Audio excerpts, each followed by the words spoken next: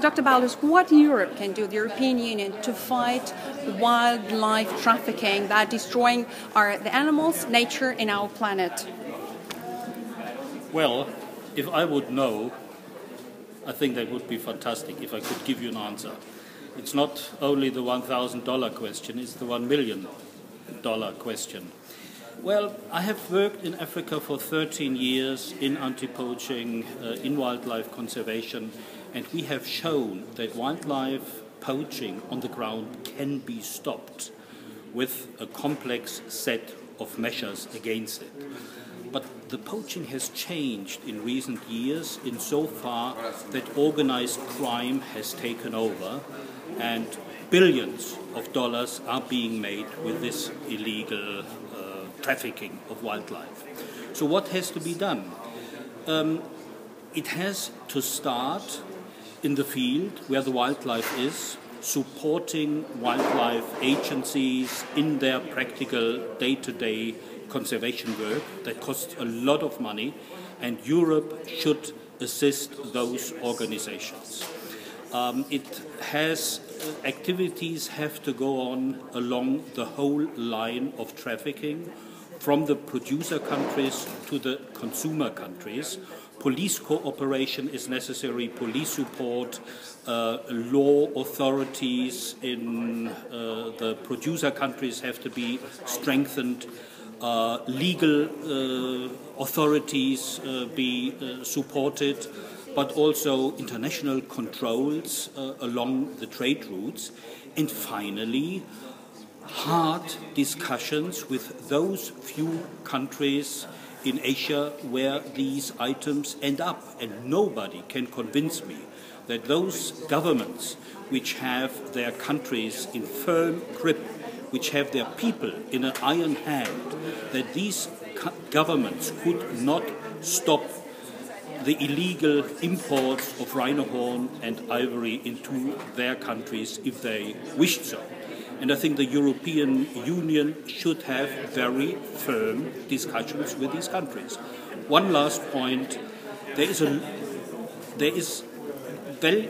a value to wildlife, and those poor countries in Africa, if they cannot continue to utilize their wildlife sustainably, be it for photographic tourism, be it for controlled hunting, if that would be stopped, then the money for the efforts on their side to control poaching would not be available.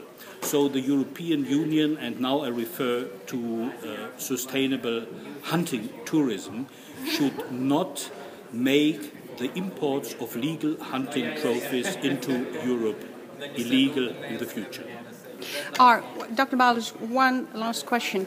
How do you think Europe should react? It should be European Parliament, should it be Commission, or does it have know-how and tools to realize what you say to stop trafficking and really to have a crackdown on international crime?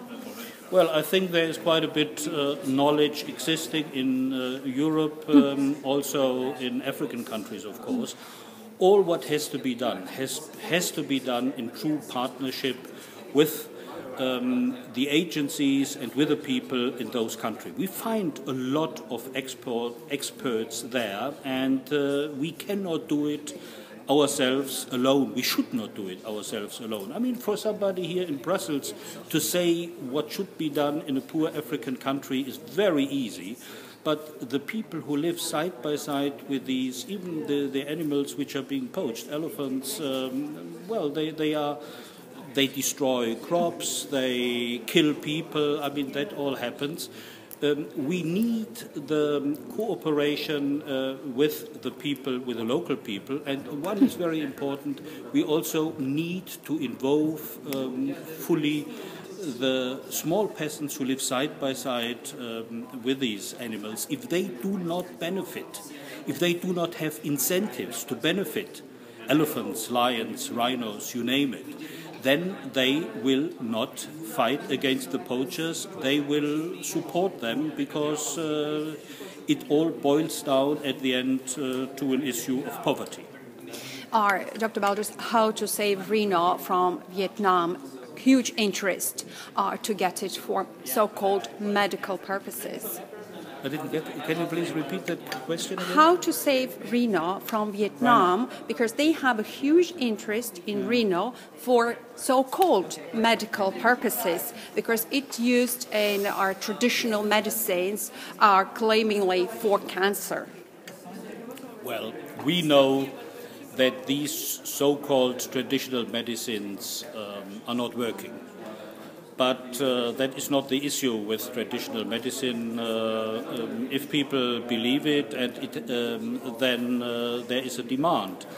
And I think it is not only in these countries presently the traditional medicine, it is even more the demands of a society which is becoming affluent, at least part of the population. Part of the population is very rich, and the information I'm reading is that there is quite a few people who want to show off, they want to show their sudden wealth by being able to use expensive things like rhino horn.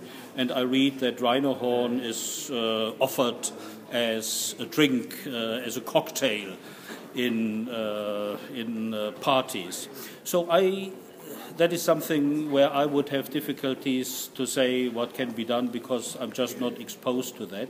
I think that has to be discussed with these governments, and I just cannot believe, as I said before, that these governments, who are not, they are rather, let me say it like this, they are authoritarian governments. And I think that a government like that, if they would terminate this misuse of a product from an endangered species in Africa, they would have the powers to do so. Thank you very much. Thank you, Dr. Baldus. Thank you.